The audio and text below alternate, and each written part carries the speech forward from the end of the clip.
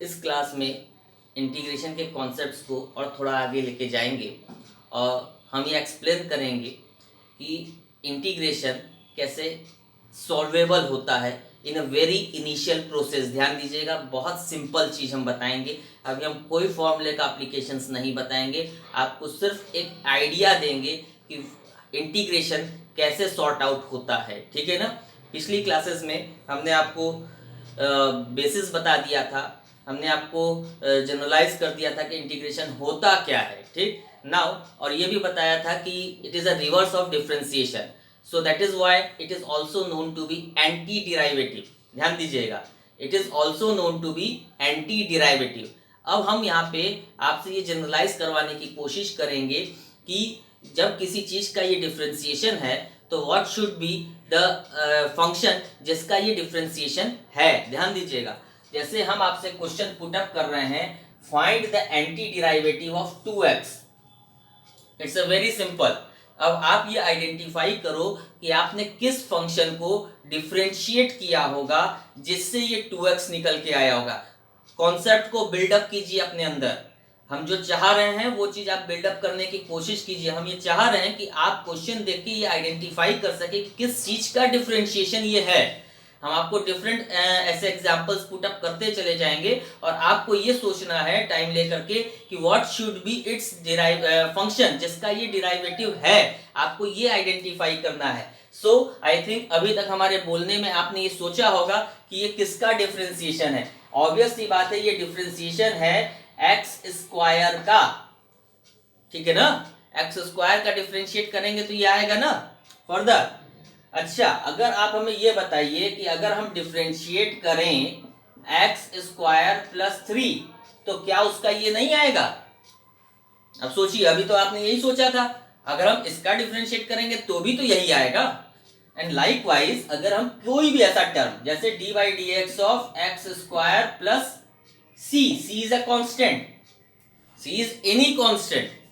Obviously जब आप differentiate करोगे तो एक्स स्क्वायर का 2x हो गया और c इज अ कांस्टेंट, तो जब कांस्टेंट का आप डिफरेंशिएट करोगे तो क्या आ जाएगा, 0 आ जाएगा and that is again 2x आ जाएगा। मींस यहाँ पे एक्स स्क्वायर हो, एक्स स्क्वायर प्लस 0 हो, एक्स स्क्वायर प्लस 1 हो, एक्स स्क्वायर प्लस 3 हो, एक्स स्क्वायर प्लस 2 हो, एक्स स्क्वायर प्लस 5 हो, एक्स स्क्वायर प्लस 8 हो, what ever be the constant associated with it, जो ऐड या सब्ट्रैक्ट हुआ हो, ये भी नहीं मतलब है, कोई जरूरी नहीं, माइनस भी तो हो सकता है। तो जो भी कांस्टेंट उसके साथ होगा वो जब डिफरेंशिएट हुआ होगा वो 0 हो गया होगा एंड दैट इज व्हाई जो हमारा डिराइवेटिव आया होगा वो सिर्फ 2x आया होगा। तो जब हम रिवर्स प्रोसेस जाएंगे, जब हम ये आइडेंटिफाई करने की कोशिश करेंगे कि what should be the anti derivative of 2x, means कौन सा ऐसा फंक्शन है जिसका डिराइवेशन करने पर ये 2x आया होगा, तो आपको ये चीज ध्यान रखनी होगी कि हमको नहीं पता है कि वहां पे कौन सा कांस्टेंट होगा क्योंकि वो तो 0 हो गया होगा, ऑब्वियस सी बात है। So for that very sake of convenience और for the sake of precaution हम वहां पे ये चीज ध्यान दें कि जब भी हम इसका एंटी डिराइवेटिव करें तो ये ना लिख के इसके एंटी डिराइवेटिव को हम ये लिखें, this is a very good answer.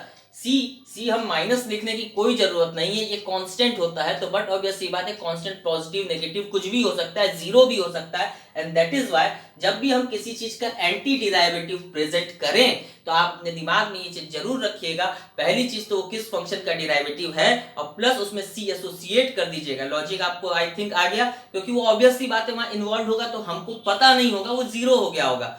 तो एक प्रिकॉशनरी मोटिव पर हम वहां पे रखते हैं कि जब हम इसका किए होंगे डी बाई डी एक्स, किसका किए होंगे, मीन्स एक्स स्क्वायर प्लस सी का किए होंगे। ध्यान दीजिएगा, इस एंटी डिराइवेटिव को ही इंटीग्रेशन कहा जाता है। सो इन टर्म्स ऑफ इंटीग्रेशन हम कैसे लिखते हैं, हम लिखते हैं 2x इंटू डी एक्स, ये इस तरह से लिखा जाता है। अब एक और चीज समझ लीजिए, जब आप डिफरेंशिएशन लिखते थे तो आप उसको रीड कैसे करते थे, जो लास्ट क्लास में बताया उसको टाइम बिंग के लिए इग्नोर कीजिए। तो इसको हम रीड करते थे usually differentiating x square plus c with respect to x, like this हमारी रीडिंग रहती थी। ठीक है ना, कि हम डिफरेंशिएट कर रहे हैं इसको विथ रिस्पेक्ट टू एक्स, तो जो विथ रिस्पेक्ट टू होता है वो डिवाइड होता है।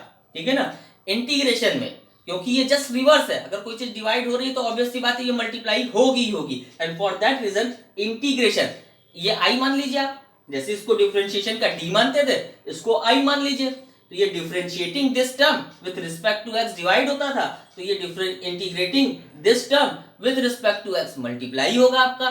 तो दैट इज वाई एक तरह से आप लॉजिक क्रिएट कर सकते हो अपने समझने के लिए कि क्या हो रहा है। तो ये जब आया, जब आपने यहाँ इंटीग्रेशन लगाया इनटू dx, तो आप यहाँ पे भी लगाओगे, तो ये d by dx of x square plus C into D x, 2x ये पूरा ऐसे ही है, दोनों तरफ हमने इंटीग्रेशन इंटू dx लगाया, ठीक। तो इसका रिजल्ट क्या आएगा, आप ये ध्यान दो, ये और ये कट गया आपका, d से ये कट गया आपका, जस्ट रिवर्स है, एक दूसरे का अपोजिट है, तो एक दूसरे को काटेगा। That is why anti derivative का एंटीडोज समझते हो ना, कोई चीज हो गई तो उसका एंटीडोज उसको काटने के लिए होता है, तो ठीक उसी तरह है।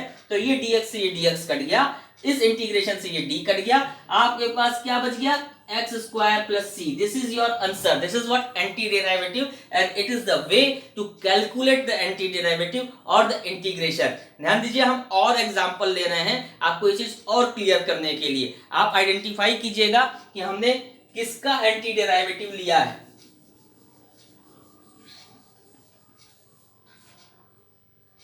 आप बताइएगा, 1 upon under root 1 minus x square, 1 upon under root 1 minus x square हमने लिखा है। आप बताइए कि ये किस चीज, किसका डेरिवेटिव है। आप सोचिए अपने मन में, ताकि आपको ये ज्यादा क्लियर हो सके। ये हम जितनी देर डिस्कशन कर रहे हैं उतनी देर में आपको सोच लेना है कि ये किसका डेरिवेटिव है, किस फंक्शन को हमने डिराइव किया होगा, डिफरेंशिएट किया होगा, तो ये आया होगा। आप ध्यान दीजिए, ये किसका डिफरेंशिएशन आया होगा, ये आया होगा D by D x of किसका है, साइन इनवर्स एक्स, ठीक है ना, साइन इनवर्स एक्स। तो ये सही है, ठीक है, गलत, क्या छूट गया, अभी हमने डिस्कस किया, ये प्लस सी छूट गया। दैट मीन्स जब आप इसका डिफरेंशिएट एंटी डेरिवेटिव निकालोगे तो आप ऐसे लिखोगे इसको, into D X is equal to anti derivative D by D x of sine inverse X plus C into D X. ये डी एक्स कटा, ये कटा, और ये आ गया आपके पास sine inverse X. This is how the process. अब आप और थोड़ा सा आगे बढ़िए। अब इस चीज को हम कर रहे हैं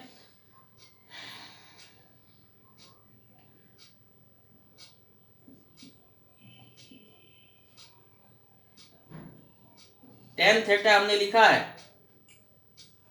टेन थीटा किसका डिफरेंशिएशन है, किस चीज को आप डिफरेंशिएट करोगे तो टेन थीटा आएगा, आपको ये सोचना है, ठीक है ना। ध्यान दीजिएगा, शायद आप इतना तेज ना सोच पाओ, अगर सोच लो तो बहुत अच्छी चीज है कि आप किस चीज को डिफरेंशिएट करोगे कि टेन थीटा निकल के आए। कुछ याद आया आपको कि किस चीज को आप डिफरेंशिएट करोगे तो आएगा। कई बच्चे ये सोच रहे होंगे कि it is log cos theta. Obviously कुछ लोगों का गेसिंग जरूर आया होगा, लॉग कॉस थीटा करेंगे, लॉग है तो 1 बाई कॉस थीटा हो गया, कॉस थीटा का हमने चेन रूल लगाया तो कॉस थीटा को टी लेके माइनस साइन थीटा आ गया, sine theta upon cos theta, tan theta आ गया। माइनस कहां गया, ध्यान दीजिएगा, माइनस लॉग कॉस थीटा। जब आप माइनस लॉग कॉस थीटा का आप डिफरेंशिएट करोगे तो आपके पास टेन थीटा आएगा। लॉग कॉस थीटा का आता है माइनस टेन थीटा। ध्यान दीजिएगा, लॉग है तो आपने याद रखा होगा चेन रूल लगाना कि log cos theta, log T मतलब 1 बाई टी मतलब 1 बाई कॉस थीटा आया। अब टी का दैट इज कॉस थीटा का आप डिफरेंशिएट करोगे, कॉस थीटा का डिफरेंशिएशन क्या हो जाएगा, माइनस साइन थीटा हो जाएगा। सो माइनस साइन थीटा और ये 1 by cos theta that is minus tan theta. तो ये माइनस टेन थीटा बना आपका। तो दैट मीन्स जब आप माइनस पहले से लेकर के चलोगे तो वो माइनस माइनस कट जाएगा तो टेन थीटा आया होगा। फर्दर ये डायरेक्टली नहीं होगा, दिस प्लस सी, जब हम ऐसे लिखेंगे तो ये आएगा, this is anti derivative. Means जब आप इसका इंटीग्रेट करोगे, अब देखो हम डायरेक्ट लिख रहे हैं, हम पूरा डी बाई डी एक्स लिख के काट के नहीं दिखा रहे। अब थोड़ा सा हम आगे अप्रोच कर गए, हमने आपको लॉजिक बताया, सोचने का तरीका बताया, अब हम थोड़ा आगे अप्रोच करके हम पूरा लिख के नहीं दिखा रहे। This is what the rule, और ये आपका एक फॉर्मूला बन गया। इसी तरह आपको कुछ फॉर्मूले दिए हुए हैं जो आपको डिफरेंशिएशन में भी जैसे दिए हुए थे, उसी तरह कुछ फॉर्मूलेज आपको इंटीग्रेशन में भी दिए हुए हैं कि किसका इंटीग्रेशन करने पर क्या आता है। सो बेसिस आपका यही है सोचने का कि आप किस चीज को डिफरेंशिएट करोगे कि ये रिजल्ट आएगा। अगर आप ये चीज सोच सको तो आपको फॉर्मूला याद करने में बहुत आसान हो जाएगा। जैसे फिर एक एग्जांपल बताएं हम आपको कि आप अगर D by D x of cos theta, आपको याद है D by D x of cos x क्या होता है, that is minus sine x होता है ना। अब हम कैसे बनाएंगे फॉर्मूला, ध्यान दीजिएगा। cos x का डिफरेंशिएट करते हैं तो माइनस साइन x आता है, कंफ्यूज मत होइएगा, एकदम सिंपल सी चीज बता रहे हैं। cos x का डिफरेंशिएशन माइनस साइन x आता है। अगर हम d by D x of minus cos x करेंगे तो क्या आ जाएगा, साइन x आ जाएगा, आएगा ना। तो d by D x of minus cos x अगर साइन x आ रहा है, ये डिफरेंशिएशन है माइनस cos x का, तो साइन x का एंटी डिराइवेटिव क्या हुआ, साइन x का anti derivative minus cos x हो गया।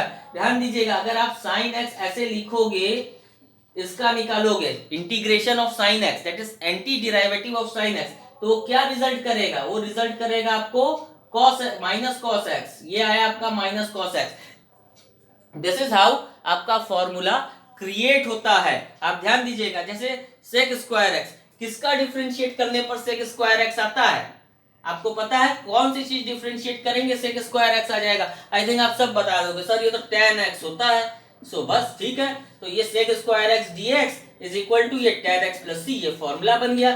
प्लस c लिखना मत भूलिएगा, उसका भी लॉजिक हमने दे दिया कि प्लस c क्यों आएगा, क्योंकि कोई कांस्टेंट होगा वहां पे जो जीरो हो गया होगा। अब हमको तो पता नहीं हम कौन सा कांस्टेंट लगाएंगे, फॉर दैट रीजन हम वहां प्लस c लिख देते हैं। सो हर इंटीग्रेंड दैट मीन्स किसी का भी आप एंटी डेरिवेटिव निकालते हो तो प्लस सी वहां पे 100% होता ही होता है, इस चीज को आप ध्यान रखिएगा।